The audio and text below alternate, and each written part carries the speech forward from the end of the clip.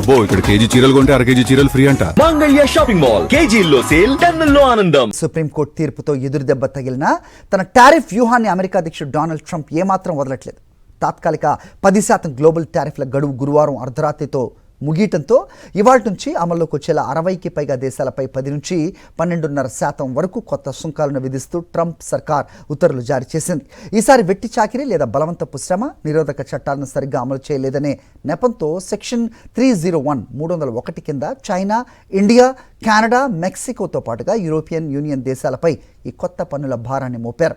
న్యాయస్థానాలు అడ్డుకుంటున్న కొత్త లొసుగులను వెతుక్కుంటూ ట్రంప్ టారిఫ్స్ను పునరుద్ధరించడం గ్లోబల్ ట్రేడ్ మార్కెట్లో తీవ్ర అలజడి లేపుతోంది. దీనిపై Sakshi TV special story. Global trade వార్లో డొనాల్డ్ ట్రంప్ తన పట్టును ఏమాత్రం సడలించడం లేదు. ఈ ఏడాది ఫిబ్రవరిలో జాతీయ అత్యవసర చట్టం కింద విధించిన గ్లోబల్ టారిఫ్లను అమెరికా సుప్రీంకోర్టు కొట్టివేసిన సంగతి తెలిసిందే.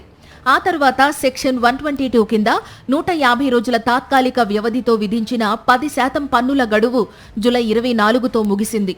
దీంతో వెంటనే అప్రమత్తమైన ట్రంప్ యంత్రాంగం ట్రేడ్ యాక్ట్ 1974లోని సెక్షన్ 301 నిబంధనను తెరపైకి తెచ్చింది.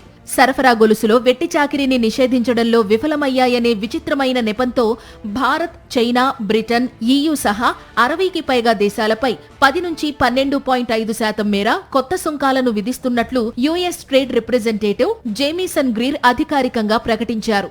సుప్రీంకోర్టు, అమెరికన్ కాంగ్రెస్ ను దాటుకుని బైపాస్ మార్గంలో టారిఫ్లను పునరుద్ధరించడానికే ట్రంప్ ఈ ఫోర్స్ లేబర్ అస్త్రాన్ని ప్రయోగించారని ఆర్థిక నిపుణులు మండిపడుతున్నారు. ఎందుకంటే ఆస్ట్రేలియా, కెనడా వంటి అమెరికా మిత్ర దేశాలకు కూడా చైనాతో సమానంగా పన్నులు విధించడం ఈ అనుమానాలకు బలం చేకూరుస్తోంది. అయితే చమురు, గ్యాస్, ఎరువులు వంటి కొన్ని అత్యవసర వస్తువులతో పాటు USMCA ఒప్పందం పరిధిలోకి వచ్చే సరుకులకు ఈ సుంకాల నుంచి మినహాయింపు ఇచ్చారు. కోర్టులు అడ్డుకున్న ప్రతిసారి కొత్త చట్టపరమైన లొసుగులను ఉపయోగించి టారిఫ్లను పునరుద్ధరించడం ట్రంప్ అగ్రెసివ్ వ్యాపార శైలికి అద్దం పడుతోంది. మరోవైపు ఈ కొత్త టారిఫ్లపై అమెరికాలోనే తీవ్ర నిరసనలు వ్యక్తమవుతున్నాయి.